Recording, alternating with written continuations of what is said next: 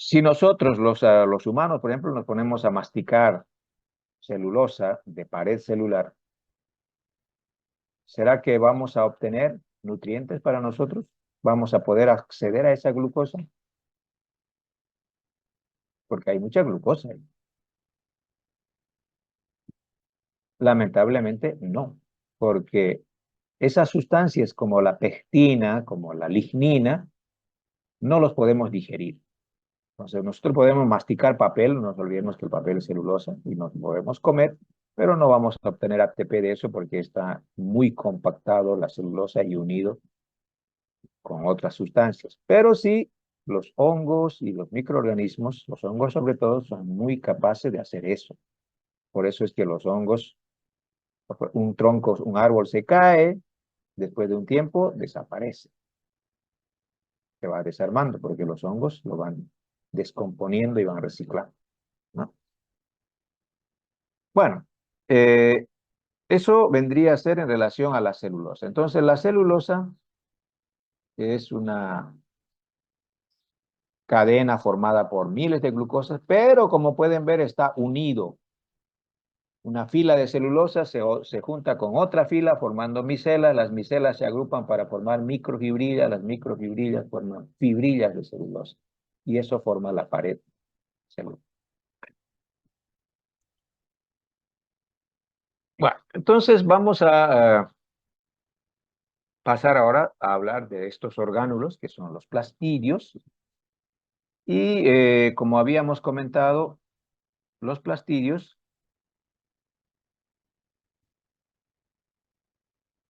son de tres tipos. Tenemos por un lado a los conocidos, que son los cloroplastos. Luego tenemos a los cromoplastos y tenemos a los leucoplastos. Los cloroplastos son plastidios que poseen clorofila. Esta es la molécula que emite una luz de color verde, se lo mira, por eso es color verde, y es la molécula que permite capturar la energía que viene en forma de luz para usarla para las reacciones químicas. Entonces, los cloroplastos son las estructuras responsables de hacer la fotosíntesis. Los cromoplastos, cromo quiere decir color.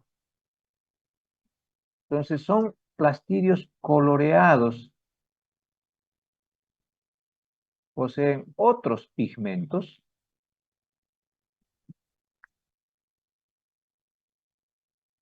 rojo, naranja, amarillo. Y los leucoplastos no tienen color. Leuco quiere decir sin color. No poseen pigmentos, pero están diseñados para almacenar. Almacenar.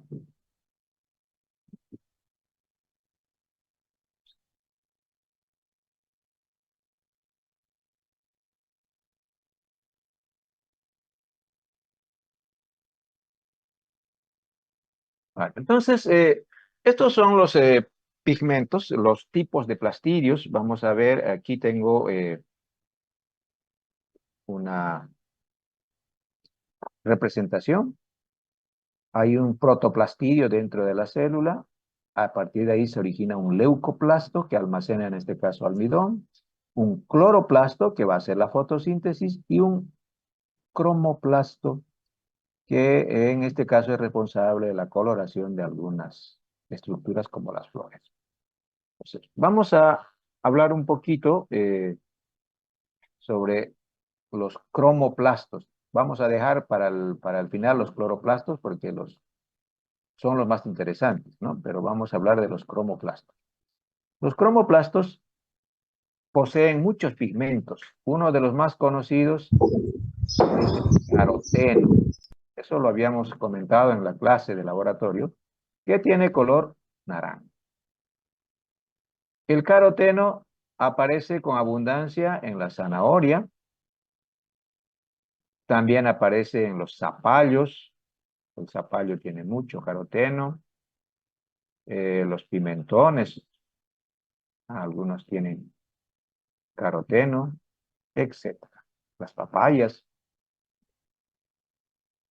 Luego tenemos algún pigmento como licopeno, que tiene color rojo.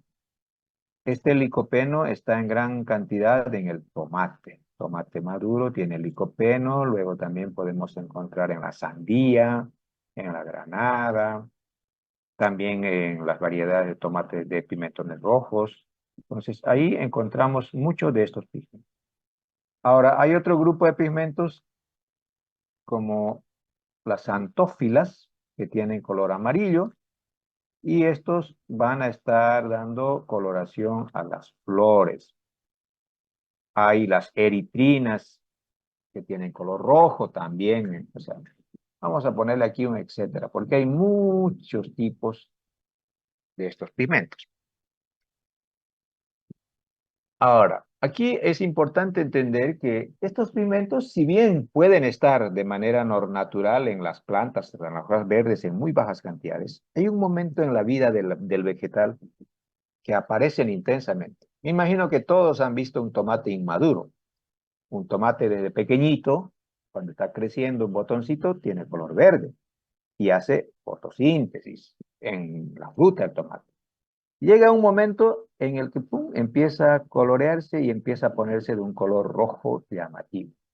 Y pasa lo mismo con la papaya, pasa lo mismo con las naranjas, con las frutas que nosotros conocemos. ¿Eh?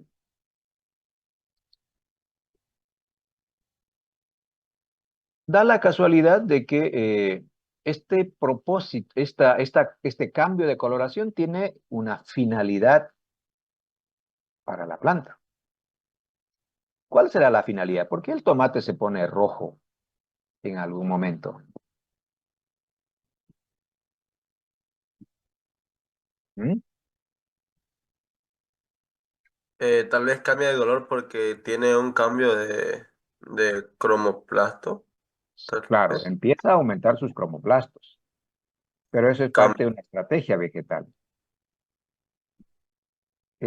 Nosotros sabemos que el tomate está maduro cuando ya está de color rojo, ¿ok? Y sabemos que podemos comer ese tomate. ¿El tomate nos estará avisando que estará maduro? ¿Querrá que nos lo comamos? Porque ¿qué beneficio tiene para el tomate hacer ese proceso?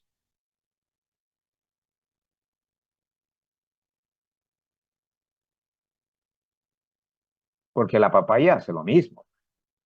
La papaya quiere que nos lo comamos. La naranja quiere que nos lo comamos.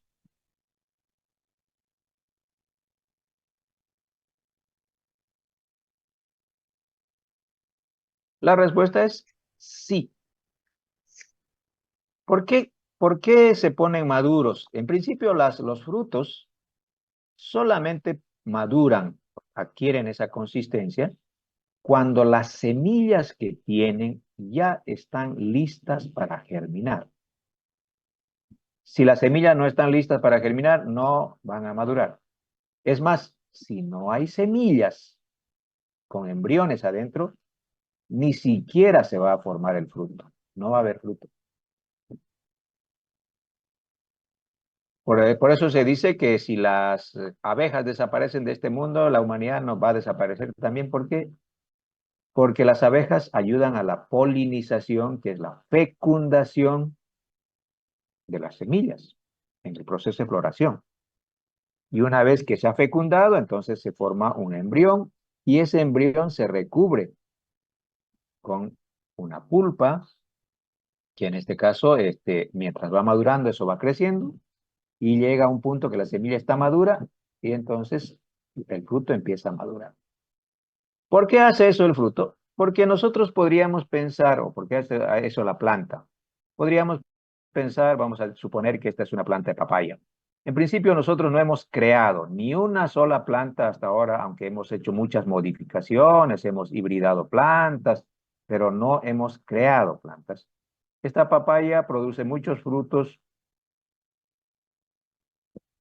Si todo fuera de color verde, madurara y no cambiara de color, en algún momento ese fruto maduro va a caer. Ahí a lo que caiga se lo van a comer los microorganismos y las semillas van a entrar en contacto con el suelo, un poco de lluvia. Luego vamos a tener un montón de plantas de papaya creciendo ahí, ¿eh? Pero son muchas plantas peleando por el mismo agua, por los mismos nutrientes, por la misma luz. Van a crecer y se van a convertir en plantas grandes y bien formadas, resistentes. No, se van a perjudicar entre ellos. Entonces, ¿qué necesita la papaya? Que esas semillas se esparzan, que se vayan más allá. ¿Y cómo lo consiguen? Las papayas son silvestres, ¿no? Entonces, que nosotros hemos mejorado, hemos cruzado variedades para producir más papayas más grandes, es otra cosa, pero siempre ha habido papayas silvestres.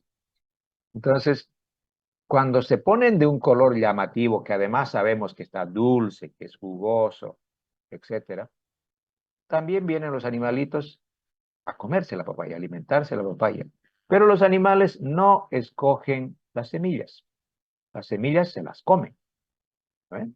Lo mismo pasará con las naranjas, lo mismo pasa con los tomates, lo mismo pasa con las frutas, con la mayoría de las frutas. Y estas semillas están diseñadas para resistir los jugos gástricos. Si usted se come una semilla de papaya sin masticarla, al otro lado le aseguro que va a salir semillita de papaya nomás. No se va a deshacer en el estómago. Una semilla de naranja, al otro lado semilla de naranja. ¿Cuál es el propósito? Que estos animales coman el fruto, coman las semillas y como se van caminando 2 kilómetros más allá, dejan caer las heces fecales y ahí caen las semillas. O sea, la papaya ha conseguido su propósito de que las semillas vayan más lejos y no terminen todos apeñuscados, amontonados en un mismo lugar. Y esa es la razón de por qué los tomates, por qué las naranjas, por qué aparecen estos cromoplastos en este momento de la vida vegetal. De alguna manera es como una estrategia de supervivencia de las plantas, ¿no? Es como si las plantas hubieran craneado y hubieran dicho, a ver, ¿cómo podemos hacer que estos tontos animales trabajen para nosotros? Ah, ya sé, vamos a producir la semilla y lo envolvemos en un caramelo. Entonces va a venir el animal por el caramelo y va a llevar nuestra semilla a otro lado. Esencialmente, esa es la razón por la que los frutos maduran. Vuelvo a reiterar, si no hubiera semilla, no habría fruto. Con las flores pasa lo mismo. Las flores producen sustancias azucaradas que se llaman néctar, son muy dulces, y eso atrae insectos, y son de colores llamativos, rojos, amarillos. ¿Para qué? Para que los insectos los vean desde lejos. Entonces van, ahí Doctor, saben que van a disculpe. encontrar sustancias dulces y ayudan a polinizar a las flores. Doctor, ¿cómo sería en el caso de los cocos verdes? ¿Lo mismo? Eh, Lo mismo, pero no me he puesto a mirar cómo es la floración de los cocos, porque siempre hay floración. Las palmeras también tienen floración, ¿ves? Y no solamente, a veces no solamente es por el color, también emiten fragancias, emiten algunas sustancias que son olorosas y que atraen a los insectos. Pero igual, o sea, inclusive el maíz tiene su flor, ¿no? Tiene una flor arriba, si usted conoce el maíz, pero esa flor es la flor masculina. Y donde está el choclo, esos pelillos que tienen que salen del choclo, son las entradas para que el polen del maíz llegue hasta esa entrada y entre a fecundar lo que vendría a ser cada grano de maíz. Si no hay fecundación, no, la mazorca va a quedar vacía, no va a tener granos de maíz. El arroz, los porotos, todos son semillas que tienen un embrión adentro. Como ellos no nos lo vamos a comer directamente, pero ellos aseguran su fecundación produciendo pigmentos en las flores para asegurar la polinización, ¿no? Así que eso es bastante interesante. No creo que se trate de una inteligencia como tal, ¿no? Sino hay un proceso que se llama selección natural. Algunas plantas aprendieron a hacer eso y han sido escogidas por la naturaleza por ese mecanismo. Ahora, nosotros somos muy mañosos, pues, ¿no? Por ejemplo, comemos sandías, comemos papayas y botamos la semilla. Pero nosotros sabemos, aunque no nos comemos la semilla, sabemos que la papaya es dulce, que es un alimento, que no sé qué, y con lo mismo con la sandía, con las naranjas. Entonces, escogemos algunas semillas y vamos y las plantamos. Las cuidamos, las regamos, le quitamos malezas, los hongos. De alguna manera, la papaya, las naranjas, mientras la humanidad exista, van a existir, porque nosotros nos vamos a encargar de que no desaparezcan. Y este es el propósito de los seres vivos, no desaparecer. Entonces, esa adaptación les permite a ellos asegurar su existencia. Obviamente no todas las plantas hacen eso, ¿no? Hay otras plantas que no producen ni frutos ni nada que sirva, pero tienen otras estrategias para esparcir sus semillas, para reproducirse, por eso es que no han desaparecido. Pero las plantas que hacen esto, nosotros las hemos escogido, las cuidamos, las cultivamos, y de esa manera garantizamos que esas plantas no van a desaparecer. Docente, entonces viene con una función específica en su célula, así como pasa con las células de los humanos, ¿no? Para diferentes tipos de órganos. Claro, o sea, tienen un programa activado, digamos, ¿no? Que seguramente igual que en lo humano, en algún momento empiezan a aumentar la concentración de hormonas en un niño, por ejemplo, entonces empieza a desarrollar órganos con las características físicas de un varón o de una mujer, y hay ciclos. Entonces en las plantas igual, o sea, la planta hay hormonas vegetales que van a regular en qué momento va a empezar ese fruto, por ejemplo, a pintarse de color rojo. Ellos producen una hormona que se llama etileno y que es la responsable de la maduración. Y no sé si ha visto en internet, a veces dice, si usted agarra un tomate y le tapa la parte donde se desprendió del tallo con un yurex, ese tomate puede estar hasta un mes sin pudrirse, porque bloquea la salida de etileno, porque es el etileno que hace que ese fruto se vaya ablandando, se vaya ablandando y se vaya ablandando hasta empezar a pudrirse. Entonces, igual ellos tienen señalizaciones, tienen una organización, por eso son organismos multicelulares. ¿No? No serán tan evidentes como en nuestro caso, pero ya hay órganos que producen hormonas, producen sustancias que regulan el funcionamiento de la planta. ¿No? Que inclusive algunas plantas son capaces de producir sustancias tóxicas que evitan que otras plantas crezcan debajo de ellos. ¿Para qué? Para que así no les quiten sus nutrientes.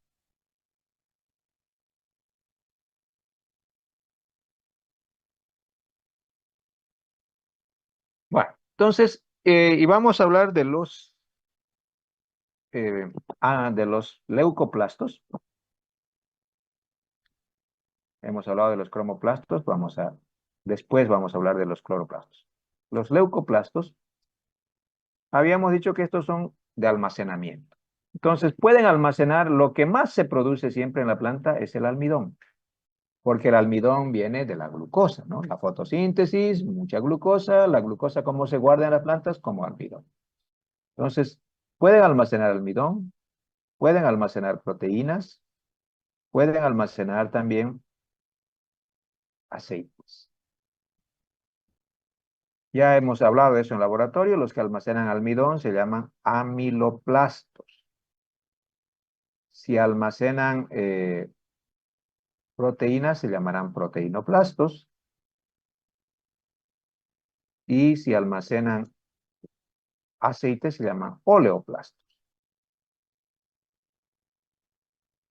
Todas las plantas producen amiloplastos. Hasta en una hoja verde vamos a encontrar almidón, amiloplastos, porque es ahí donde se hace la fotosíntesis. Pero algunas plantas producen órganos para acumular grandes cantidades de amiloplastos, y entre estos nosotros tenemos a la papa, la yuca, en realidad todos los tubérculos, también las semillas, los cereales, como el arroz, el maíz, la cebada, el trigo, almacenan mucho, mucho almidón. Algunas plantas, hay dos grupos de plantas, las leguminosas que pueden almacenar proteínas y también las amarantáceas. Producen proteínas. Las leguminosas como la soya, el frijol, los porotos, producen o acumulan proteína, el maní también. Las amarantáceas tenemos ahí al amaranto, que es bastante conocido, y ahora también la quinoa. ¿No? Es una amarantácea. Producen muchas proteínas. Oleoplastos, igual la mayoría de las plantas siempre producen aceites en bajas cantidades. Por eso cuando usted va al mercado puede encontrar aceite de almendra, aceite de naranjo, aceite de copayo, de lo que quiera hay aceite. ¿Verdad? Pero aceites en grandes cantidades los producen algunas plantas como la soya, de carne molida. como el girasol, el olivo, El maní. el maní. Entonces, estos son estructuras de almacenamiento, ¿no? Esos lo van a ocupar ellos en algún momento. O sea, no están pensando ellos en nosotros, están pensando en el uso que le van a dar como plantas. Son reservas energéticas. Bueno, esos vendrían a ser los leucoplastos. Entonces, los leucoplastos no tienen color. Para diferenciar al almidón, nosotros lo teñimos con Lugol. Aquí tenemos, esta es una célula de papa, por ejemplo, ¿no? Aquí se puede ver claramente, ya hemos visto esto en el microscopio, la pared celular. Docente, por favor, ¿podría volver a la anterior imagen? Quiero sacarle captura. ¿A eso? Sí, ya está, muchas gracias. Bueno, entonces, tenemos aquí la papa, aquí está teñido con una solución débil de Lugol. Esta es la pared, esta es la célula. Ahí todo eso es amiloplasto. Por eso la papa es básicamente la papa, la yuca, son bolsas de almidón. Tienen proteínas también, pero muy poca cantidad, ¿no? Porque tampoco vamos a decir que las plantas no tienen proteínas, porque desde que son células, sí o sí están organizadas y controladas por proteínas. Pero bueno, estos son los amiloplastos. Bien, y ahora sí, vamos a hablar del cloroplasto. Cloroplasto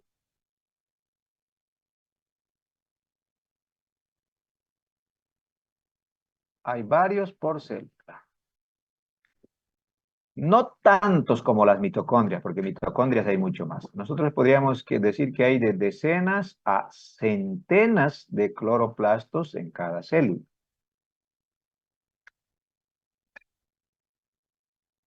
Son relativamente, o sea, obviamente son de color verde por la clorofila. Tienen un tamaño que va de, vamos a dibujarlo así como está ahí. Tienen un tamaño, un grosor de 1 a 3 micras. Y un largo, una longitud que va de 3 a 6 micras. Son bastante grandecitos y se pueden ver fácilmente en el microscopio sin teñir, sin hacer nada, ¿no? Igual que las mitocondrias tienen ritmos de reproducción independiente. Vayan enviando para la asistencia sus nombres, apellidos, nombres y grupo al final, por favor.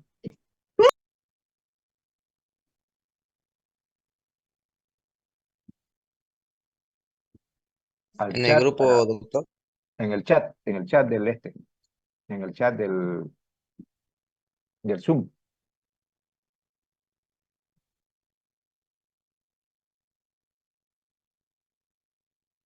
Esto implica que pueden variar su número sin que la célula se esté dividiendo.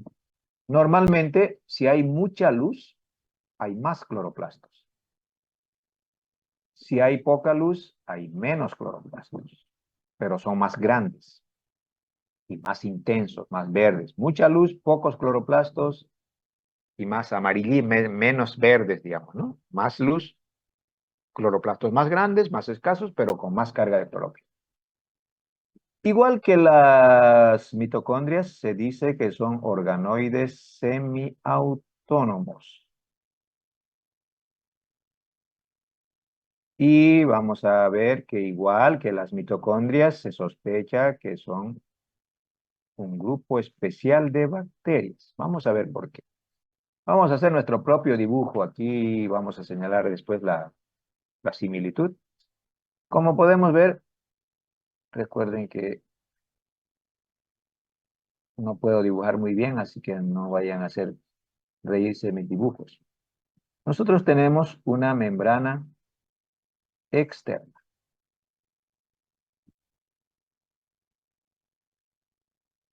Y si hay una membrana que se llama externa, siempre porque hay una membrana que será la membrana interna, porque si no simplemente hablaríamos de membrana. Cuando dice hay una pared externa, entonces debe haber una pared interna. Hay una cámara externa, un espacio entre las dos membranas, y hay el estroma, que es la cámara interna. No es estoma, estroma, porque estoma eran las células que están en la superficie de las hojas, que abren un conducto. Estroma es lo del cloroplasto. Bueno, dentro de este cloroplasto, lo que nosotros vamos a encontrar es una pila de bolsitas como de membrana, como moneditas, que normalmente aparecen taucados, apilados, formando columnas. Cada una de estas estructuras se llama tilacoide.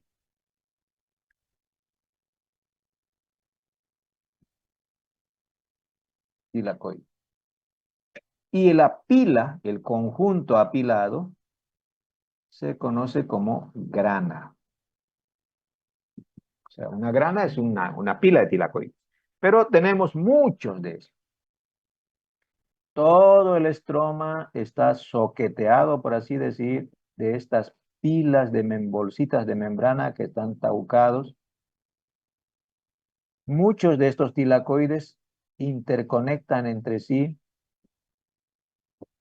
por membranas, porque se conocen como tilacoides intergrana.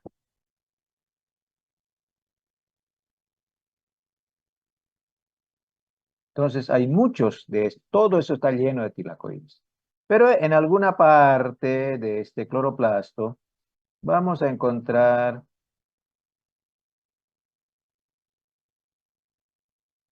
ADN. Igual que en la mitocondria, una molécula, una sola molécula de ADN, circular y desnudo, sin proteínas, igualito que en las bacterias. Y si hay ADN, también vamos a encontrar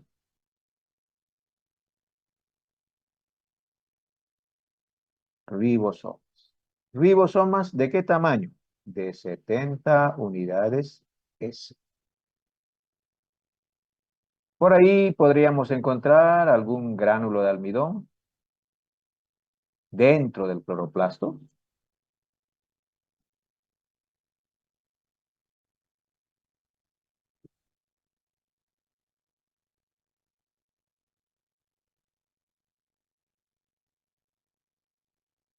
Y eso sería. Bueno, aquí teníamos un esquema que nos ha aparecido. Podemos mirar.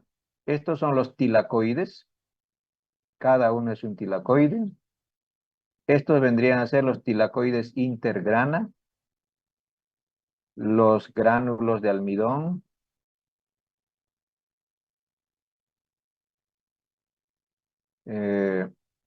aquí está el ADN, y esto vendrían a ser los ribosomas. Ahí está la membrana externa, esta es la membrana externa, la membrana interna. Todo esto es el estroma. ¿No?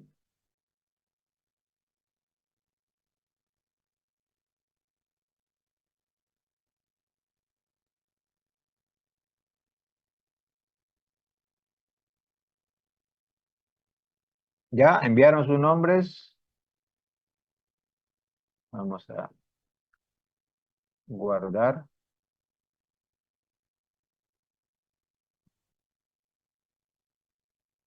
Entonces, ese es un tilacoide, un cloroplasto. ¿Cómo se vería en 3D? Ahí más o menos. Como podemos ver, la membrana externa que está de verde, la membrana interna de naranja ahí, y adentro están las pilas de tilacoides formando los grana, como hay interconexiones también entre ellos, ¿no? Ahí no se muestra el ADN y las ribosomas, pero se supone que están ahí. Ahora, ¿dónde estará la clorofila? Porque nosotros decimos que el cloroplasto tiene clorofila. En realidad, si nosotros agarramos uno de estos tilacoides, vamos a seleccionar este tilacoide, por ejemplo, este es el tilacoide que está así, y nosotros marcamos una partecita de esto.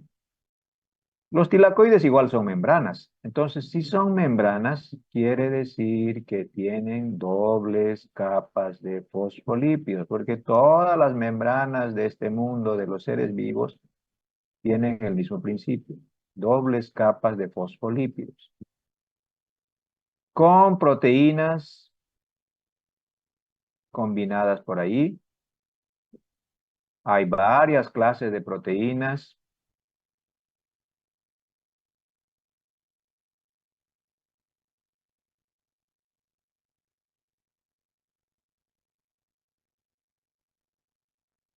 Naturalmente que estamos simplificando, ¿no? Lo que vendría a ser una membrana mitocondrial, pero la clorofila aparece ahí, mezclado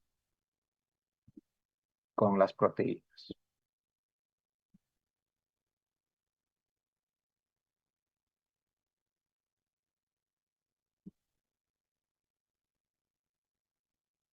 Y se forman ahí diferentes mezclas que se llaman complejos fotosintéticos.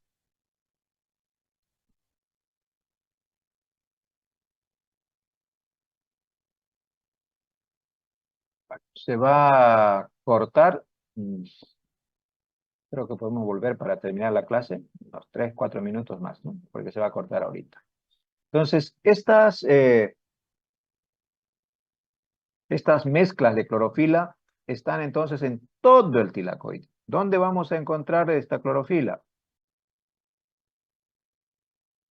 Aquí, ¿no? Aquí, bueno, no se nota aquí sobre esto, todo eso que estoy pintando los tilacoides, todo eso está llenito de clorofila. Estas mezclas se conocen como complejos fotosintéticos. Hay muchas mezclas, muchas